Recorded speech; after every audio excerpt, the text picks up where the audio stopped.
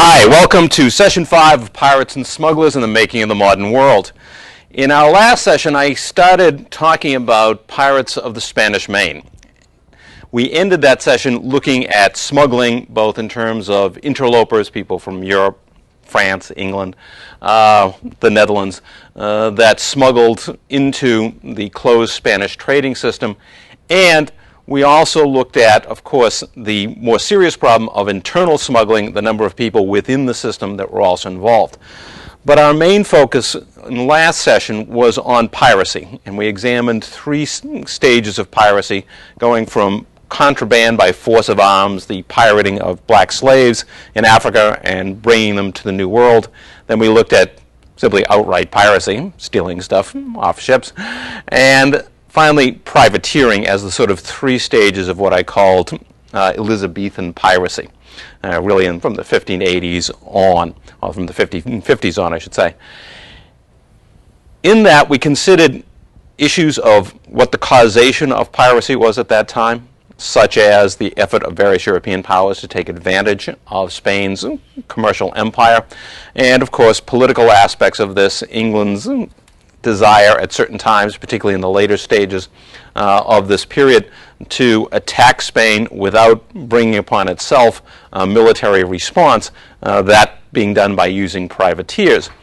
And we also looked at sources of support in the later part of the period within the Caribbean as the Europeans, such as the British, gain control of islands such as Jamaica and begin to establish colonies there, that the royal governors in these colonies are willing to commission privateering expeditions and willing to condone piracy even if they're not commissioning pirates or privateers, because of course these economies in these islands are not very strong. The pirates help bring a good deal of trade and commerce. And we also looked at things like the source of pirates. We have both sort of aristocratic pirates like Drake, and on the other hand, the buccaneers, the people from the island of Tortuga, who also made up part of the population of pirates in this period. And we also had hints, at least, as we get into the 1670s and 1680s, of an inclination to try to suppress piracy. We talked about Morgan and his experience and being put on trial, and we saw some of the drift in the direction of governments in Europe, other than the Spanish, who of course opposed piracy from the beginning because they were the main victims, but other governments beginning to consider the possibility of trying to suppress piracy in the Caribbean. And one of those reasons is a shift in the economic system on the Caribbean islands. Today we're going to carry all of this forward for another session and look at what eventually becomes, by the mid-1720s, the outright suppression of piracy in the Caribbean. And we're going to try to understand why that happens. But along the way, it's not a smooth course from, let us say, 1670, 1680 until the mid-1720s, because although there is this growing impetus towards suppressing piracy and there are anti-pirate activities going on, nevertheless, this is also a period, as I mentioned last week, which produces some of the more notable characters in the history of piracy, people like Blackbeard and Captain Kidd, etc., who we'll be talking about today. So we have two sides of this process going on. On the one hand, an increasing attempt to suppress piracy, on the other hand, an explosion in some ways of piracy at the same time. Eventually, of course, the scales tip in favor of the suppression of piracy, and by 1726, 1727, piracy will have largely been wiped out in the Caribbean. So today, these are the kinds of issues we're going to be looking at. First of all, let's look at an overview, some background of what's going to be going on in this period. First of all, and this is something I touched on last week, there is a changing environment in terms of piracy and policies towards piracy. And that's due largely to the rise of sugar cultivation in the Caribbean islands, islands like Jamaica, during this period. Roughly from 1650 on is when European powers like France, England, and Netherlands are starting to acquire island colonies in the Caribbean. And as we go further into the 17th century, further into the 1600s, gradually these islands are going to develop a useful economic product which will help their economies. As the importance of sugar grows in this period and into the next century, the inclination to support piracy is going to decrease, at least at the local level. Governors are going to be less willing to grant commissions, less willing to tolerate piracy, and the local population, which of course benefited significantly from the trade that pirates helped create, is also going to be leaning against the pirates because they do now have a more, shall we say, legitimate, more reliable source of income as sugar becomes more important in their economies. Now, the change is seen also in changing policies from London itself. The Jamaica Act of 1683, for example, essentially banned piracy. It was a law against piracy, which might sound like they would have come up with one a long time ago, but this was a major step forward in essentially declaring it to be illegal. Now, how soon such a law would get totally enforced is another matter. But London did follow up in 1700 with what was called the Piracy Act, or the Anti-Piracy Act. The importance of this latter law in 1700 was this, that up until 1700, pirates who were captured in the Caribbean had to be taken back to London to be tried in the Admiralty Court. The Admiralty Court was the senior court of the Royal Navy in England. There were vice admiralty courts in the colonies, but they were not supposed to carry out the trials of pirates. So now, as of 1700, they're going to make it a lot easier, once you've captured pirates, to take them and put them on trial and, of course, in many cases, execute them, because now this can be done locally in the local courts. This also reflects the fact that there is a feeling that there is a mounting resentment against pirates locally. Why did they require all of the pirates to be taken back to London? The fear was that local opinion would influence the courts and people would not be convicted. Now there's less concern about that. Now they feel like, yes, we can have pirates tried in the colonies and they will be convicted and sentenced to death if necessary. So this is a major change in terms of enforcement. Now, although this shows a definite trend, especially by 1700, towards suppressing piracy, as I mentioned just a couple of minutes ago, suppression really isn't going to be effective until about 1726. So what's happening? It's taking another quarter century, apparently, for all of this to be carried out. One of the things that dramatically impacts this effort to suppress piracy is what's called the War of Spanish Succession. Now, war has an important impact throughout the 1600s and into the 1700s on piracy in the Caribbean. I haven't gotten into specific European wars because you'd sort of need a program to tell all the players. Essentially, throughout this period, 1600s, well into the 1700s, throughout basically the 17th and 18th centuries, the European powers were at war with each other.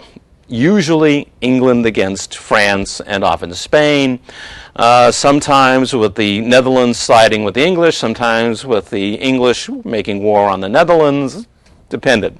The usual thing was the English warring with either the French or the Spanish or both.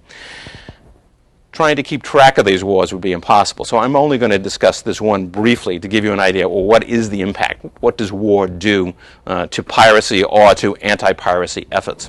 Now, the War of the Spanish Succession, just briefly so you understand who the players were and how it affected things, had to do with the succession to the crown of Spain. We switch to the map for a second here. And we see France, we see England, and we see Spain down here. Now, England, as time goes on, particularly during the 1600s and 1700s, is building itself into the major naval force and merchant marine force in the world. On the other hand, its land-based army is never going to be quite up to the task of dominating Europe as a whole. But England recognizes the fact that some combination of European powers, particularly France and one other, could come to dominate the continent. And much of England's trade, of course, is with the continent. So England's policy over centuries is to prevent any one power from dominating the land mass of Europe itself, essentially Western Europe.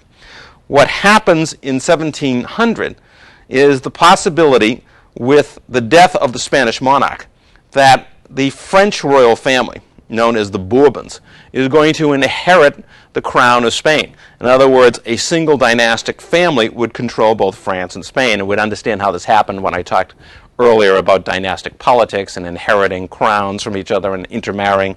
But this is the reality that faces England at this point, that France and Spain could essentially become one as a result of the uniting of the two under a single royal family, the Bourbon family of France. So the English are going to want to prevent that from happening. And thus we get the War of the Spanish Succession, 1702 to 1713, with England fighting both France and Spain to prevent that precise process from happening, prevent the unification of France and Spain under a single monarchy. Now, the importance to us in terms of piracy. One, wars in Europe actually help decrease piracy for this reason, that when a major war like this breaks out, what happens is that thousands of able-bodied men, including those in the Caribbean, are swept up into the Royal Navy or into other Royal Navies, not just England, but France, etc. So the essential resource, the pool of labor, if you will, available for pirate ventures decreases during a major war because so many of these people are being dragged off to go serve in one Royal Navy or another. So the war actually decreases pirate activity because it decreases the number of people that are available to participate in piratical ventures. At the same time, sort of a countervailing force, it makes it difficult, if not impossible, for England at this point to carry through on its anti-piracy policy that was marked by the 1700 law against piracy, allowing, of course, for the Vice Admiralty courts to try pirates in the New World. It's going to be hard to try pirates if you can't catch them. And if your Navy is largely occupied with fighting the French and the Spanish back in Europe, or engaging in colonial encounters in the New World with those same national forces, then it's going to be difficult for the Royal Navy to spend any time chasing pirates. So on the one hand, pirate activity will decrease, there's less reason for complaint, and at the same time, the ability of the English government to actually pursue and capture pirates also decreases because of their military preoccupations. This is made clear in part by the fact that naval forces committed to the New World in this time period, even after the war is over, are fairly limited. If you look at these numbers here, how many ships does the Royal Navy have along the coast of North America and in the Caribbean at this time? And this is 1715. This is even after the war is over. You've got 5 ships on the East Coast, which would be the East Coast essentially of the United States, Canada at this time. 4 in the Caribbean. Okay? So you've got a total of 9 ships, and you have 9 ships that are going to try to carry out a variety of functions as part of the Royal Navy, including chasing pirates, and yet they're stretched all the way from southern Canada all the way into the Caribbean. There's just no way they could provide any kind of effective pirate suppression activity given their numbers. However, as of 1716, 6 additional ships were added specifically for the purpose of suppressing piracy and especially with a focus on the Caribbean. So as we get past the war, finally there is some muscle put behind the attempt to suppress the pirates as new naval vessels are added to the Royal Navy in the Western Hemisphere with the specific purpose of suppressing the pirates. So this is one of the reasons why, even though we can see this trend towards anti-piracy beginning certainly by the 1680s, and we see the new legislation, especially the Law of 1700, taking effect, nevertheless, it's going to be another quarter century before we see the final impact. In the meantime, we're going to be dealing with a fairly explosive growth in piracy right after the end of the War of the Spanish Succession. Another thing that we need to be conscious of is that pirates are changing in terms of the composition of the crews. We talked about buccaneers and the people from the island of Tortuga. Now, the recruitment pool is much wider. The term freebooters is being used in the early 18th century to describe pirates. And what they're referring to are all kinds of people, unemployed seamen, indentured servants who have fled, workers who simply can't find work in a port, etc., that it is a much larger pool of people now who are turning towards piracy from very diverse backgrounds. More than that, the very character of piracy is changing as well. It isn't just a somewhat different mix of people, a larger group of people who really don't have roots in colonial society. More than that, it is a change in attitude of many of these pirates.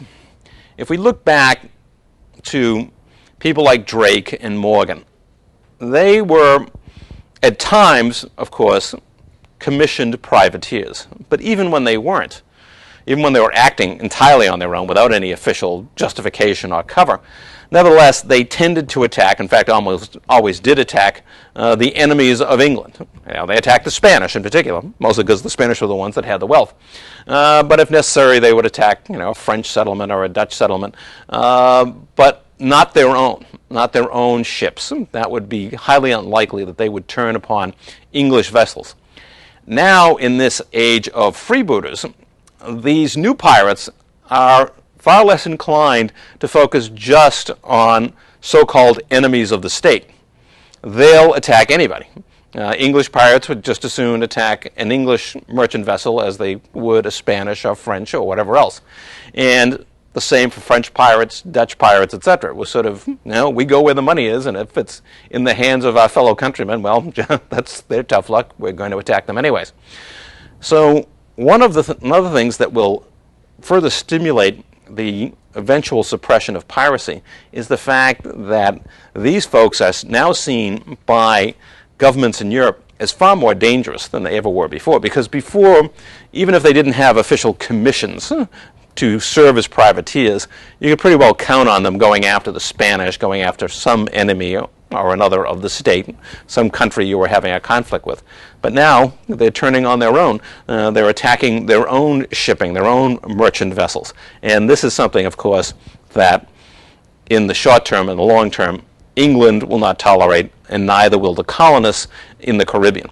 So we have a far broader range of targets for these pirates now in terms of whom they choose to attack.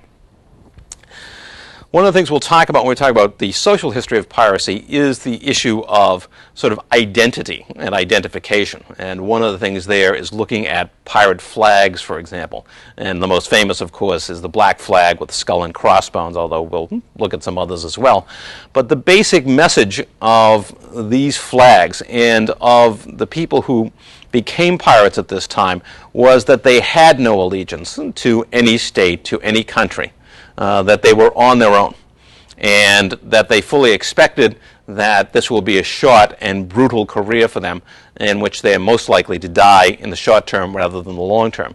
So these were people who really didn't see that they had much to lose in life, nor did they feel any particular affinity for the country in which they had been born. And again, this makes them doubly dangerous to the state systems from which they have originated, because they may well turn upon the very system where they grew up. Another issue that we'll discuss at greater length when we get to the social history of piracy is the question of whether these people are social bandits. Now, in understanding what a social bandit is, scholars have looked at various types of banditry, in rural areas, on the high seas, etc., where people are clearly carrying out crimes, crimes usually against property, but may also involve loss of life. And they have asked the question whether anything other than monetary gain is behind such acts of criminality.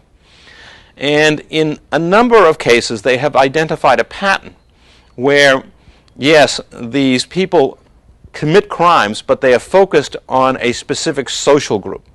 In other words, they take on a Robin Hood quality.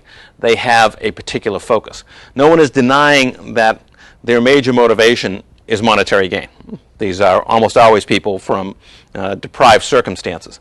But are their activities focused particularly against people on a higher social and economic level? Are they, in essence, social rebels? Are they revolting against what they see as oppression and exploitation in their society as a part of the act of piracy. Just as earlier pirates gave indications of a national loyalty. Yeah, they're out first as pirates to make money, but they also focused their attention specifically on enemies of their own country. Now the question is, in this later era of freebooters, are the freebooters in fact focused on the idea of gaining money first, but secondarily making a statement about exploitation in their society, attacking the elite, attacking the wealthy? Do they fit that pattern? And we'll see today some of their activities, and we'll look at them more closely in this context when we get to social history in a couple of weeks.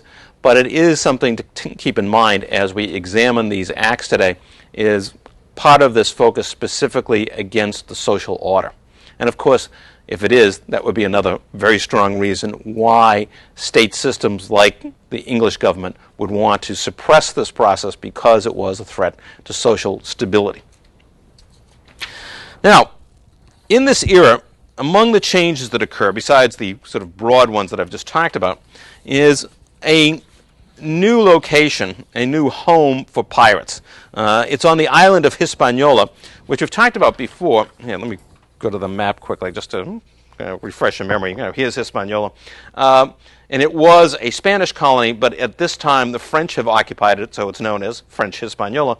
And this becomes a new site for piracy. We've seen Jamaica already, and we talked about Tortuga, but here on Hispaniola, there we find a flourishing colony of pirates in the 1680s. And of course, it is under French governance, and it is the French royal governor of Hispaniola that is providing commissions and support for the pirates who are operating off of this island at this time. One of the most famous was Captain de Grandmont, and he is known in particular for his attack on Veracruz in 1683. Veracruz, again, the principal port for what we now call modern-day Mexico. It is a rich source of trade. This is one of the key areas where silver and gold are exported from the New World back to Spain. What de Grandmont did was gain intelligence that indicated that a treasure fleet would be stopping in Veracruz. He knew the number of vessels. He selects out of his own small pirate fleet the same number of vessels, sails into Veracruz, flying the Spanish flag at night, and therefore deceiving local officials into believing that this is the Spanish fleet that they've been expecting. The next day, when the actual Spanish fleet shows up, de Grandmont attacks them and attacks the city, and manages to both capture the fleet and capture the city itself. Now, he's not alone in this little venture. He has two Dutch pirates with him, Van Hoorn and de Graaf. Now, they assist, and they are, in fact, critical in this battle that leads to the seizure of Veracruz. However, shortly after they take the city, Van Hoorn and de Graaf fall to fighting, and de Graaf kills Van Hoorn. Tended to happen among pirates. Disputes over divisions of wealth, etc. De Grandmont's only role in this was that after Van Hoorn was dead, he made sure that he and de Graaf split the take. So there were now just a 50-50 share between them instead of splitting it three ways. After this successful venture, the two remaining pirate captains then launched an attack on Campeche. This is on off the coast of the Yucatan Peninsula. And they occupied Campeche for 6 weeks and managed to strip it of whatever wealth that it once had, and then headed back to Hispaniola to share, of course, a portion of their takings with the French governor. I mean, this was standard practice. This is what the English governors of Jamaica had done, just as, the Barbarossas had done in the Mediterranean. You got political protection, you pay the political protection. At the same time, the French governor was willing to grant official titles to both de Grandmont and to de Graaf, in essence making them part of the French military. However, before accepting his particular title, de Grandmont decided he wanted to attack one more Spanish port before he would actually accept the title and sort of legitimize himself. We don't know where he was sailing to because the records aren't clear on what place he had targeted. What we do know is that he apparently became violently drunk along with his whole crew the night before a major tropical storm hit in the Caribbean, and he and the crew disappeared, and no trace of them was found except for a couple of survivors who reported what had happened on the night before the storm. And as we'll see, this became a common problem for pirates, and had been a common problem, and that was drinking to excess. It could lead to some serious consequences when everybody got drunk on board and therefore were not at their stations when it was time to get the ship ready to face a storm. And thus we see the end of one of the more colorful pirates of this era. As for de Graaf, he actually did survive and was given a title of a lieutenant, and used this title, of course, to establish himself in society. On the other hand, his social life was not of the best. On one occasion, he ran into a young lady at a pub, and she claims that he insulted her in some fashion or other, so she pulled a gun on him. To get out of this life-threatening situation, he offered to marry her, which he did, so it's hard to say which punishment would be worse in the end, but in the end, he paid the price. But it shows it's a rather wide-open society. I mean, this is not your, teacup and, nice linen kind of society. These are people who, even when they receive official titles, etc., live a pretty rough and tumble existence, and he is a good example of precisely that. Now, as much as pirates were getting a bad name for themselves by attacking God knows whom, God knows when, the fact is there were still a number of people in the English colonies who were more than willing to trade with pirates, specifically our founding fathers. Indeed, a significant part of the economy of the British colonies in North America was focused on trade with the Caribbean.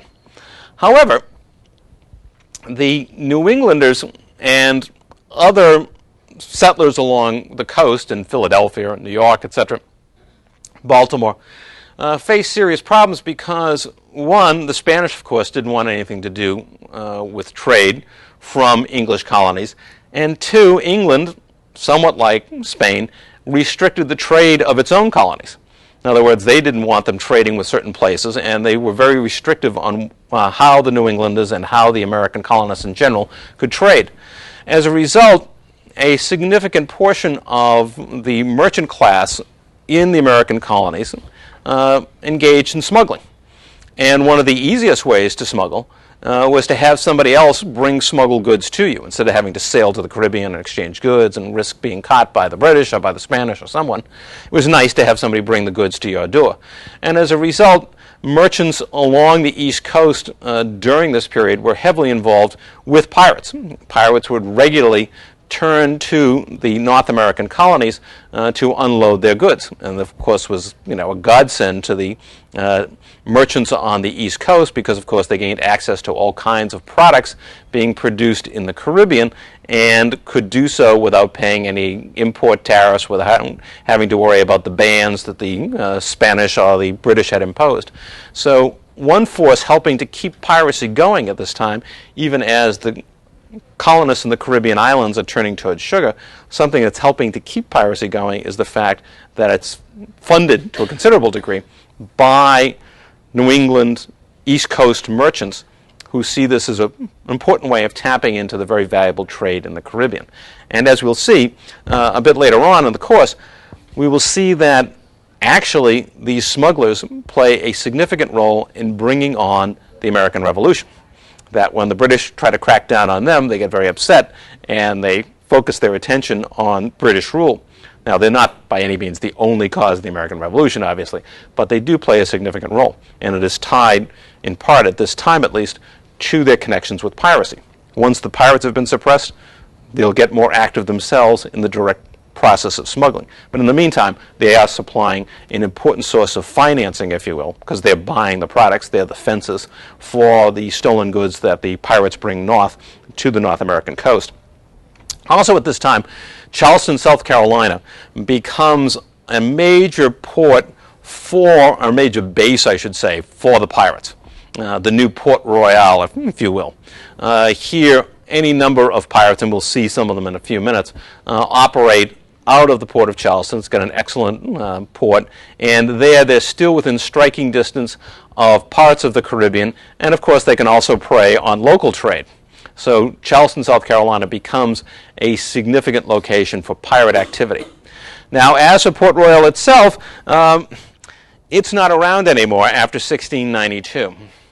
What happened is that in 1692, a massive earthquake struck Kingston and specifically Port Royal. Now, Port Royal, again, was just built on a spit of sand that stretched out from the coast.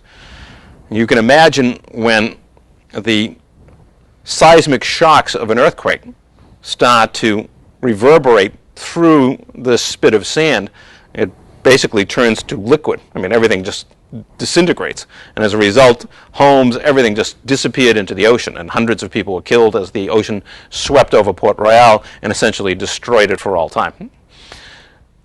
This is one of the reasons why pirates are moving out into other locations, aside from the fact that the British government is showing more and more hostility over time, but another reality is their primary base at Port Royal simply disappears under the waves.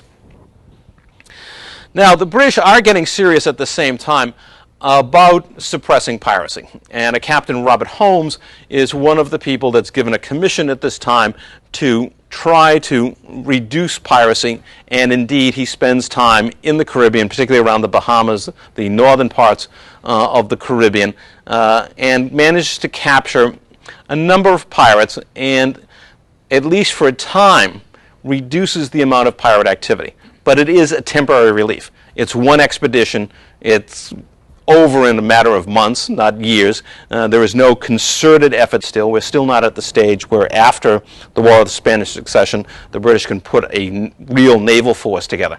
So periodically, expeditions like Holmes would help reduce pirate activity. But the main thing that they did was essentially disperse the pirates temporarily. But if he's operating around the Bahamas, okay, we want to be operating somewhere else.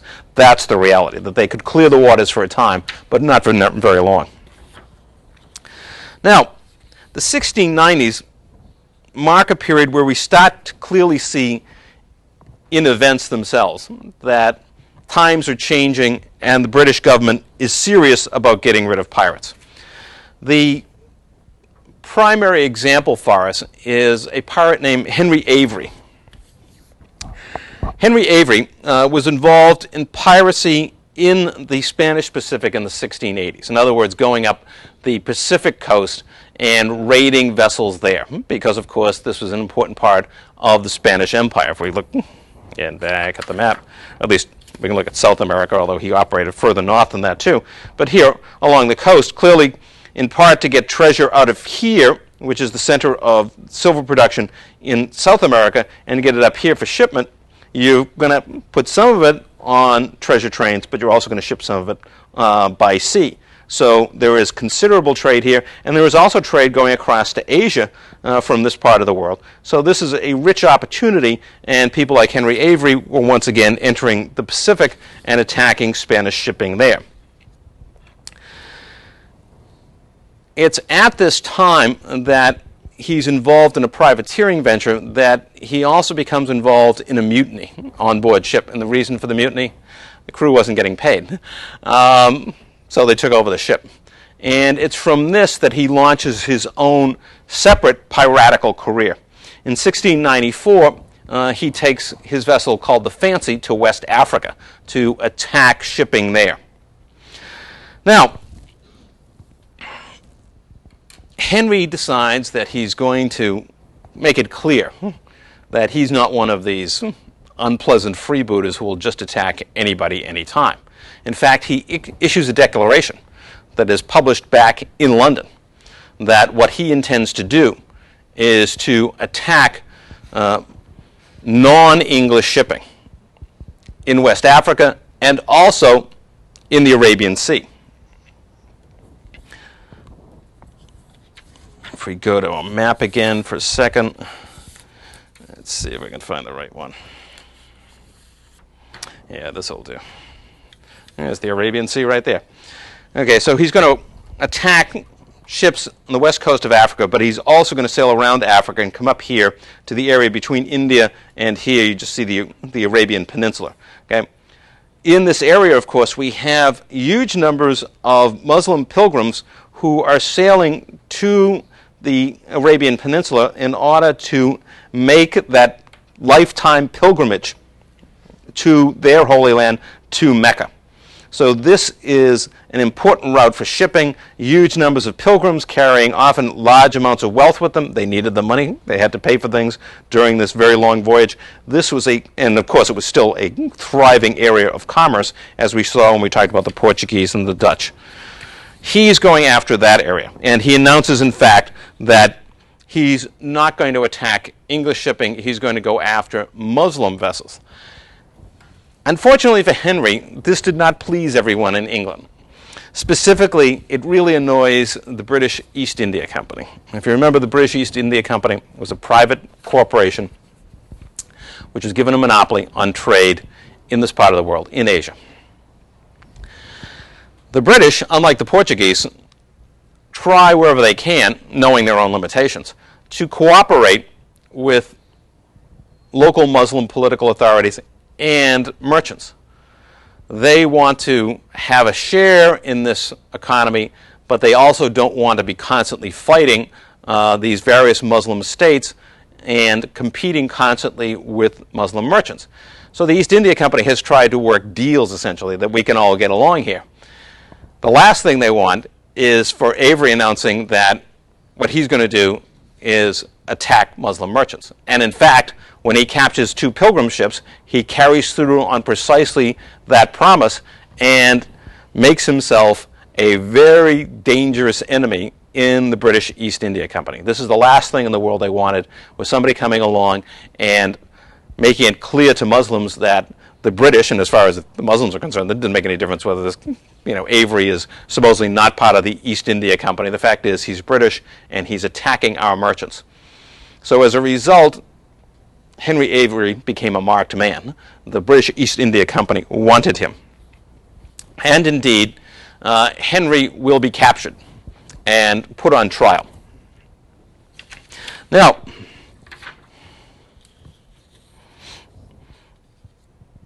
Henry's accomplishments as a pirate had won him the attention of Daniel Defoe, famous British author. And Defoe had actually written a book about Avery, calling him the king of the pirates. Whether he exactly deserves that title, a lot of people could make similar claims in terms of their accomplishments. But in any case, he won that title.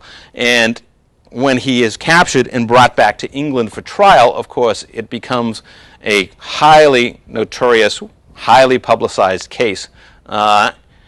And initially, the jury is unwilling to convict Avery.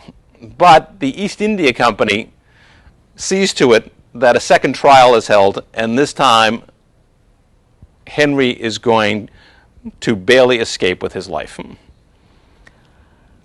He will escape, but in the end, at least the story goes, because again, this is not official, but in the end, he finds himself at the mercy of the people who buy his smuggled goods. In other words, he's built up this huge treasure, well, I shouldn't say smuggled, pirated goods. He has this huge treasure of pirated goods that he has, but in order to keep himself safe from the authorities, who of course tracking him down constantly, he has to spend everything that he has giving up these goods at rock bottom prices because he's a wanted man being hunted throughout England.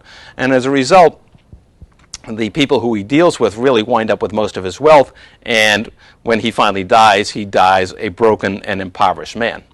On the other hand, he winds up better off than 6 of his crew members who were put on trial for a second time successfully and were sentenced to death and executed. Executed largely because the British East India Company had had enough of pirates who threatened its relationship with Muslim merchants in the Arabian Sea.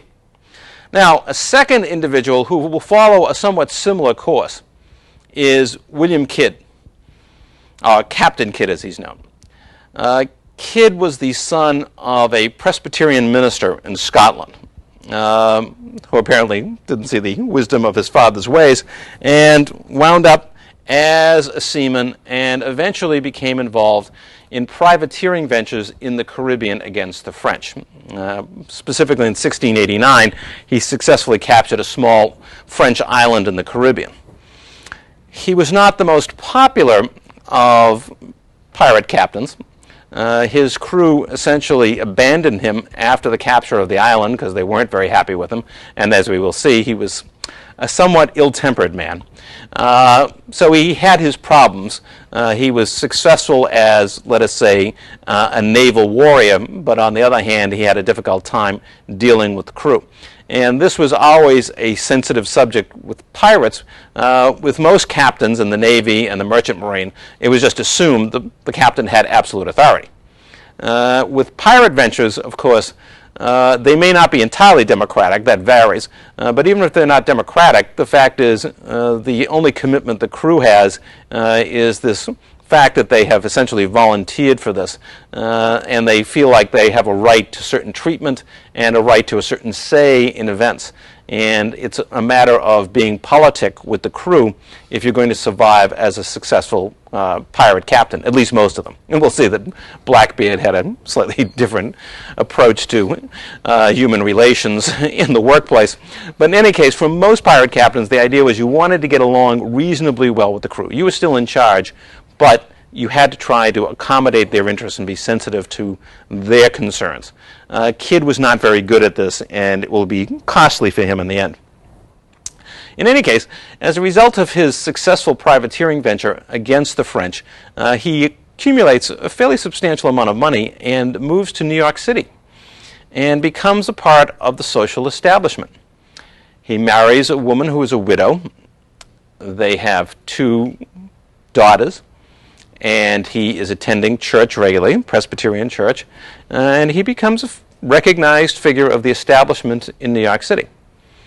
However, it's not much more than a half-dozen years later that Kidd becomes itchy. He wants adventure again. He can't really reconcile himself to simply being sort of a gentleman in New York City social events. And so he heads back to England looking for new opportunities. Back in London, he manages to get backing from a number of investors, as well as the king himself. The King of England actually had a share in this venture. It was to be an anti-pirate privateering venture. In other words, the idea was this: we are going to commission this pirate, which is what he was, as a privateer. But his job is not to go out and attack merchant vessels of any other country, at least not specifically. But his job is essentially to attack other pirates. Now, along the way, England winds up at war with France again. So a part of his commission does become the right to take French vessels.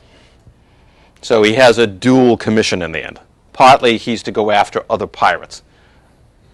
We would assume mostly French pirates. But in addition to that, other French vessels are legitimate targets because England's at war with France. But the main idea here was to make money. That this was a money-making venture. He had private investors. They were backing the venture. Even the king was in for his 10%. And this is what Kidd was supposed to be doing. But he was supposed to be following certain guidelines as well. And the idea was he was not a freebooter, wasn't supposed to be. He was supposed to be going after pirates, and then, when possible, to go after French vessels.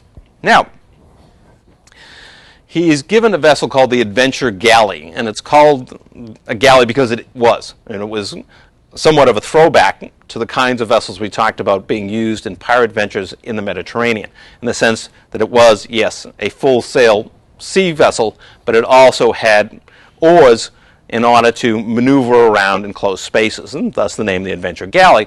And it was considered a very appropriate vessel for the kind of warfare that he might be carrying out along the coast of Africa and even into the Arabian Sea.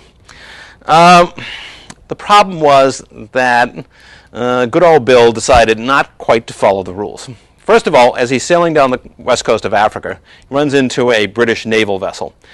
Now, as Kidd well knows, because there is a war going on with France, a naval vessel that encounters his vessel, which is essentially a private enterprise, has a right to take from his vessel 1/3 of the crew. Okay? That's how you keep replenishing your crews, is that as you run into merchant vessels, as a naval vessel in time of war, you can take 1/3 of the crew from the merchant vessel to use for yourself. But being aware of this, Kidd slips away at night from the naval vessel and heads off because, of course, he doesn't want to risk damaging his particular venture. Now, normally, this might not be a big deal, but as we'll see, it builds with a number of other events to shorten Captain Kidd's life by a considerable degree. Once he gets into the Arabian Sea and into the area in general between India and the Arabian Peninsula, Kidd really goes off the beam in terms of what his commission was, and he starts attacking local pilgrim vessels again, those kinds of vessels that were bringing Muslim pilgrims to the Arabian Peninsula and back. At first, they don't enjoy a lot of success in this area. Most of these vessels are pretty well protected by war vessels. But Kidd is unwilling to give up. He really wants to make some money out of this venture. Meanwhile, the crew becomes increasingly disenchanted, particularly a crewman named William Monroe. Kidd finally had enough of Monroe's complaining and moaning and groaning, so he picked up this wooden bucket and smashed him over the head with it. Which proved to be the undoing of William Monroe as he fell to the deck dead. So Kidd was demonstrating that, again, he had a bit of a weakness in terms of interpersonal relations in the workplace by whacking one of his crewmen. Again, this is not that unusual by itself. He was hardly the first pirate captain to kill one of his crew members, but again, the evidence is going to be building up. And of course, you can imagine if Avery had a problem, if Henry Avery had a problem with the East India Company. Just imagine what's going to happen when they see Captain Kidd out there attacking. Okay? He's going to have the same enemy. His next encounter is the seizure of a Dutch vessel called the Ruparel. It's actually captained by an Englishman. And to capture the Ruparel, what Kidd does is he raises a French flag on his vessel, the Adventure Galley. Now, the captain of the Ruparel knows that he doesn't want to have any trouble with the French, so he raises a French flag and presents French papers, saying, oh, well, we're under a commission from the French government. Kidd then turns around and says, oh, well, see, we were only kidding about the French flag. See, we're British, and my commission here entitles me to capture all French vessels. And you know what? You got a French flag up there, so I'm seizing your vessel. So he uses this ruse by raising a French flag himself. He gets the captain of the Ruparel to raise a French flag, and that supposedly, at least in Kidd's mind, justifies his taking of the vessel, even though it's not a French vessel. Then in 1698, he seizes a very large merchant vessel, which was also part of the trade in this region, called the Quedagh Merchant. And he then takes it over and makes it his new flagship, calling it the Adventure Prize. At this point, with the capture of the Adventure Prize, he's captured an extremely valuable cargo consisting of silks and spices and other products. I mean, this cargo alone is enough to make him a multimillionaire by, if we use standards of our time. Okay, he was easily a multi-millionaire through the capture of the Quedagh Merchant. At that point, having sort of remade his fortune, he decides to sail to the Caribbean in the Adventure Prize in order to unload his cargo. This is a place where he knew the local fences, people that bought these cargoes, and so he heads off for that purpose in 1699. Unfortunately for Kidd, when he gets to the Caribbean, he discovers that there's a warrant out for his arrest. He's a wanted man. As would be typical in these situations, he goes to the Danish-controlled island of St. Thomas and seeks protection from the Danish governor. And again, this would be fairly typical. Look, I got this big cargo, you'd be welcome to 10% of it as long as you provide me with protection from the British Navy that's trying to arrest me and take me off for trial. The governor decides he doesn't want any part of that, so he now heads off to Hispaniola. Again, why? Because this was a central location for pirates. And he is able, over time, to sell off most of the cargo and turn this into hard currency for himself.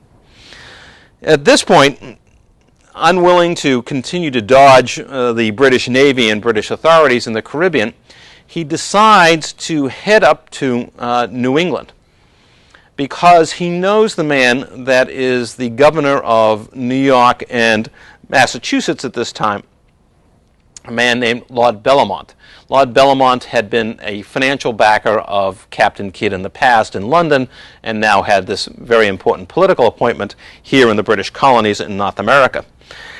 What he's hoping to do is essentially to buy a pardon for himself, to offer enough money to Bellomont that he will protect him and prevent him from being taken back. They can work out some kind of deal. Yeah, you'll put me on trial, and I'll get 6 months, so I'll be found innocent, and then I won't have to go back to England. Unfortunately for him, Bellomont, while accepting some money, wasn't willing to grant a pardon or provide protection. Instead, Captain Kidd finds himself arrested and thrown into jail in New England, and possibly facing trial there. He has to at least contemplate the possibility that he will now be tried in a Vice Admiralty court in New England. And here we have a picture showing the forsaken Captain Kidd. It's a little hard to believe the locks were actually that big on his chains, but it depicts this woe-begotten individual. And contemporary accounts indicate that indeed, Bill Kidd was just crestfallen to discover that he was actually going to be arrested and thrown into jail. But the worst of his problems had not yet reached him, because at this stage he's still in a New England prison and could be tried there, but the British East India Company wants him back in London to be put on trial at the Admiralty Court. And so indeed, he's headed off to London in 1700 and placed on trial. Again, this is a situation where public opinion is still in favor of at least somebody like Kidd. He's seen as an adventurer, etc. We're talking about public opinion in England. These people aren't facing, raids, pirate raids in the Caribbean, so they have a somewhat different take on things than the colonists on the Caribbean islands. But in England itself, Kidd was still seen as this sort of dramatic figure. He'd been the son of a Presbyterian minister, and he had had all these adventures, and of course, he'd been attacking, from the viewpoint of the British public, Muslim vessels. And even the Admiralty Court was not terribly anxious to convict him because, again, he was not one of the freebooters who was out attacking British interests. Yes, he attacked a ship that had a British captain, but for the most part these were Muslim vessels that he had seized, so is it that bad? However, the public did not reckon again with the power of the British East India Company. They want Captain Kidd dead. And he is found guilty after considerable pressures are put on by the East India Company to find him guilty. And he is hung by a yardarm on May 23rd, 1701. Even here, Kidd had the worst of possible luck. because what would happen is they would put you on a rather unstable platform, put the noose around your neck, and then remove the platform. However, in Kid's case, they put him up, dropped the platform, the rope started to go tense, and then the rope broke, and he fell to the ground, still quite alive. Now, in a kinder, gentler age, I suppose we might have said, maybe it's fate, maybe he wasn't meant to be executed. However, that was not the case in the England of the 1700s. Very quickly, a ladder was brought to be used as the platform, and Kid was forced to go back up the ladder and have the noose put around his neck once again, and this time the ladder was kicked out from under him, and this time the rope held, and he was executed. Part of this was probably because executions at this time were a matter of public entertainment, and large crowds would gather to watch an execution. So, of course, the officials in charge of the execution would be loath to disappoint the crowd, which would be in an ugly mood if the execution wasn't carried out. So rather than face a mob that might be 5,000 to 10,000 people, better to go through with it and get this guy dead as quickly as possible. Now, I have another picture of Captain Kidd here. I know it's maybe hard to believe, but this is not a picture of one of the contestants on the Survivor reality show. This is actually Kidd. And although he looks fairly alive in this picture because his eyes are open, the fact is he is quite dead at this stage. What it depicts is what was done to pirates and other criminals who were executed, and that is that their body was put into a frame of this type, holding their body together, and usually there'd be a metal strip that ran up the back that holds the various rims together, and a mask over one's face, and then a chain to hang the frame from. This is not a super glue commercial. He's actually hanging from a chain that's connected to a strap on the back. And the body would be hung, as was dictated by the law, in an area close to a waterway, so that other sailors could see the results of piracy, the fate of pirates. He was left in this kind of frame, however, to hold his body together, because, of course, what would immediately start to happen is various birds, etc., would start to pick the carcass apart. In order to keep the thing in some shape and form, they would use this kind of frame. And this became, or was, fairly standard policy in terms of dealing with major criminal figures, and Kidd was seen as a major criminal figure at this point, and so he was subjected to this treatment, both being executed and then having his corpse hung up for public viewing as a lesson, particularly to seamen, of what might happen to them if they chose a life of piracy. Now, a couple of other things about Kidd. One is that there are all kinds of stories about pirate treasure. And one of the most fabled stories is about Captain Kidd. It alleges that after Kidd sold his pirated goods in the Caribbean and headed up to New York, one of the things he did was to bury some of his treasure, probably on Long Island, so that that treasure would be there for his wife and children, and no matter what his fate might turn out to be. Now, is this an accurate legend?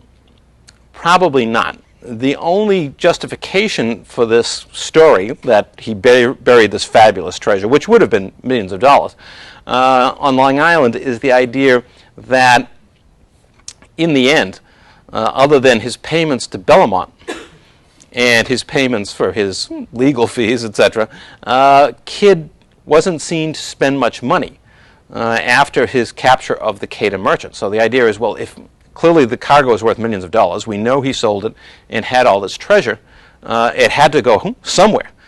So he must have buried it. So it's a matter of deduction, but there's no basis in fact. There are no stories of, well, he took a crew and buried treasure there and somewhere else. And most of these stories about pirate treasure are pretty much the same.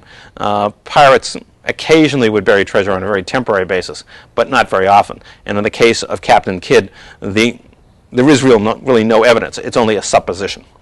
A larger and more important issue in dealing with Captain Kidd is this, that clearly in his case, as we get to 1700, the times really are changing. Because if we look back and consider an earlier case, we consider Henry Morgan. Remember, with Morgan, he had attacked Panama just at the time when England was signing a treaty with Spain, giving it recognition of its colonies in the Caribbean.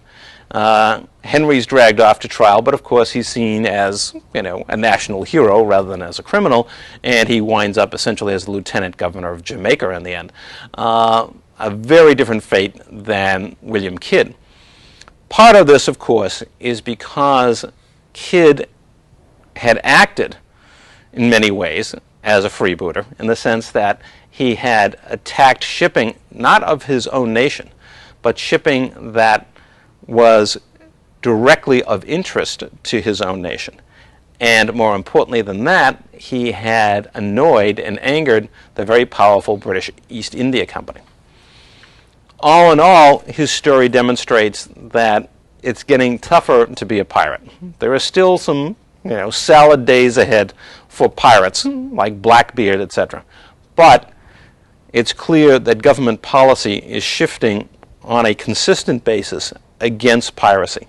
And sooner or later, that policy, once the War of the Spanish Succession is over, is going to be carried out in rather strong and vigorous fashion. Now, before that happens, of course, we do still have some pirates left around to deal with who are doing, for the most part, quite nicely. One of them is a man named William Dampier. He is involved in privateering ventures in a time right after Kidd was executed. And we should point out that even though, again, policy is shifting towards an end to piracy, the fact is even the British government was still more than willing to use privateering ventures when it chose in order to gain an advantage over the Spanish or other foreign contenders. Dampier, in particular, sailed to the Spanish Pacific, just as Avery had operated there in the past, in 1704. And he has two major vessels as a part of his operation. However, at this time, he runs into a very large treasure vessel, well armed, called the Nuestra Senora.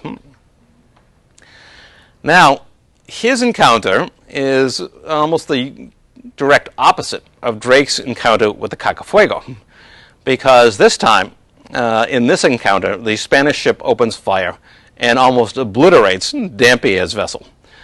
He and his crew are fortunate to survive the encounter. They simply were outgunned by the Spanish vessel, and as a result have to flee from the Spanish Pacific and head back home. So it's a rather unsuccessful privateering venture for Dampier.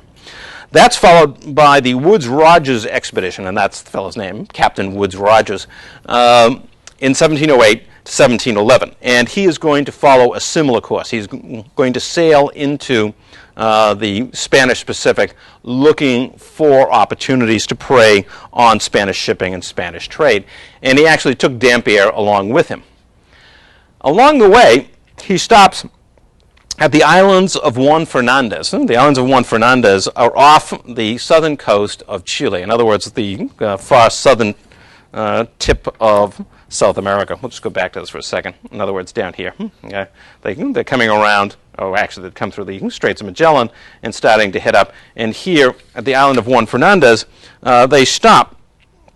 And there they encounter a man who had been on Dampier's previous voyage. He had not sailed directly under Dampier. He sailed on the other vessel. And his name was Alexander Selkirk. And Selkirk had not gotten along with the captain of the other privateering vessel in Dampier's expedition. And as a result, he was marooned by that captain on Juan Fernandez. He is now picked up by Woodes-Rogers and eventually brought home. It is this story that provides most of the basis for the famous tale of Robinson Crusoe. This is the character that was used in order to create that story. Highly embellished, of course, but he had, in fact, survived for about 4 years, essentially with a gun and ammunition and growing a few crops and killing a few animals on this fairly desolate island.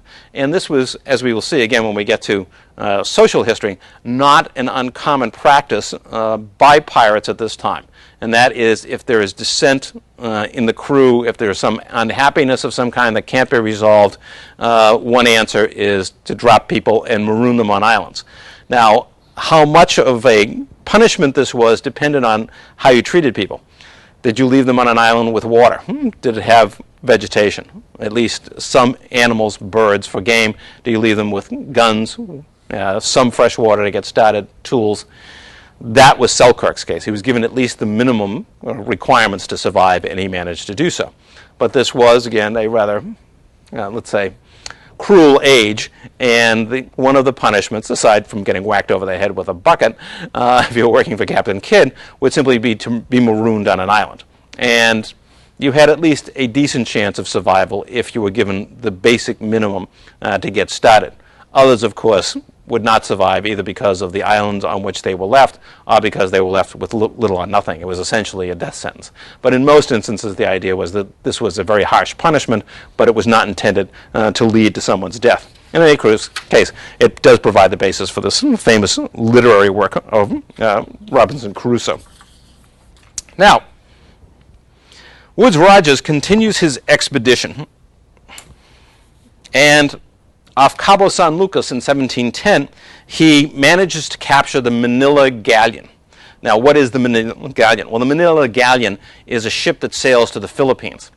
And Spain has, of course, its colonies in the New World, in the Western Hemisphere, South America, but it also has a very prosperous trade with Asia, stemming from Mexico across the Pacific, using their possession of the Philippines as a major layover point and a major point for trade, with Asian merchants coming to the Philippines, Spanish merchants coming, exchanging goods.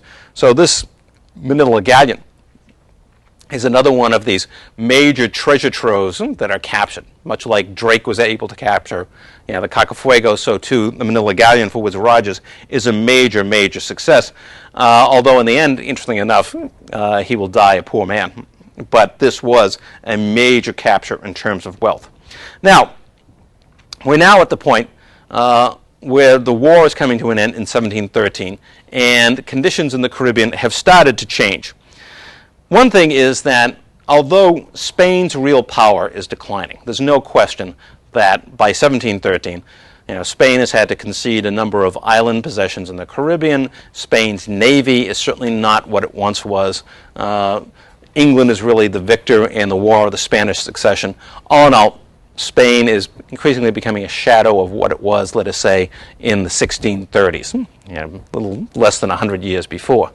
But on the other hand, the Spanish have strengthened their fleet system in the Caribbean to protect their treasures going back to Spain. They are concentrating more resources on these fleets to protect them.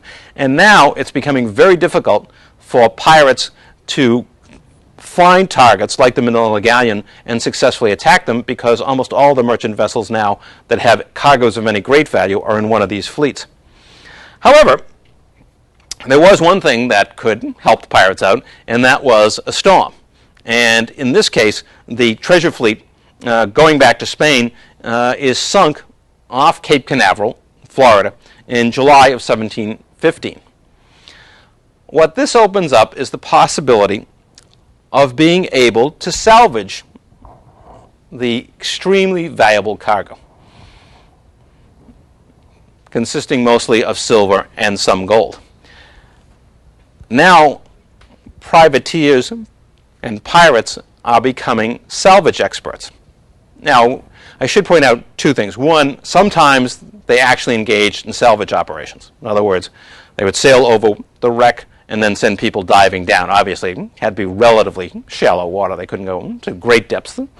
But in any case, they would sail over the sunken vessels and send divers down to capture or recapture as much of the treasure as they could. However, being pirates as they were, they didn't always settle for that sort of mundane approach. Sometimes they would wait until the Spanish sent salvage ships.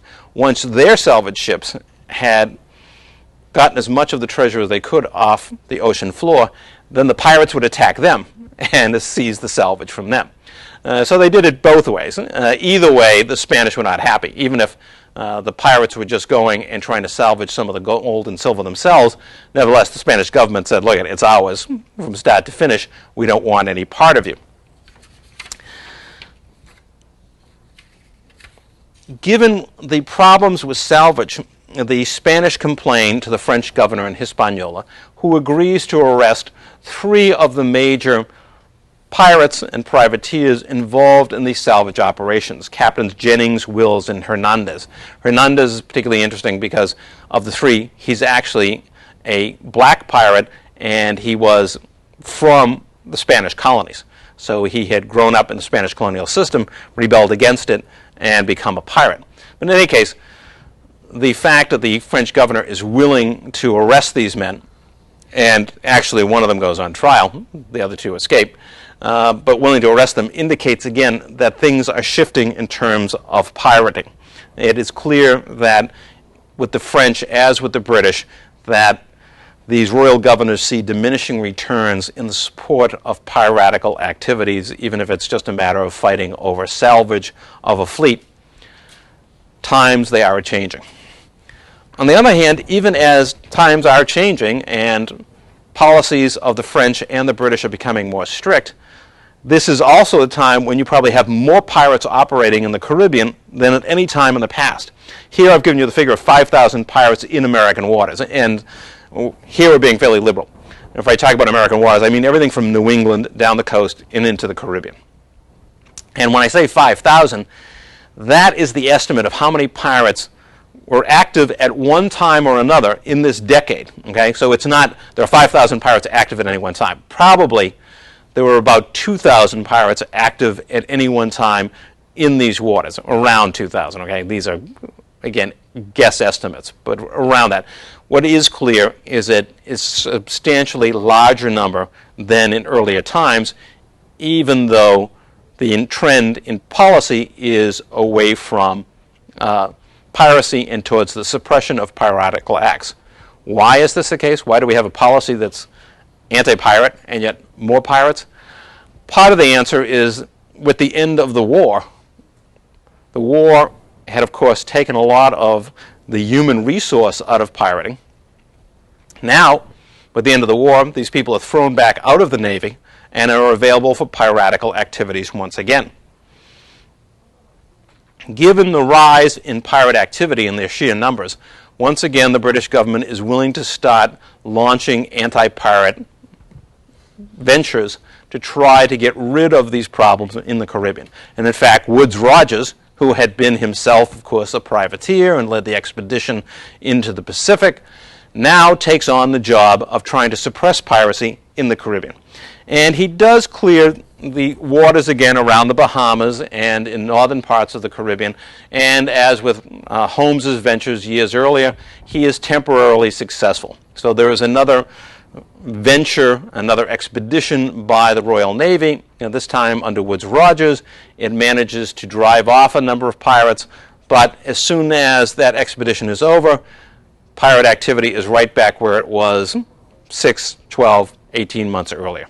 So, yes, the final destiny of the pirates is really being determined at this point in London, where the British government is committed to suppressing piracy.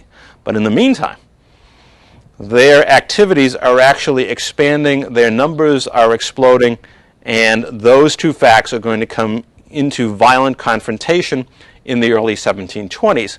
And we will see exactly how that confrontation ends when we come back and look at the last chapter of the history of the pirates of the Spanish Main in the second half of today's session.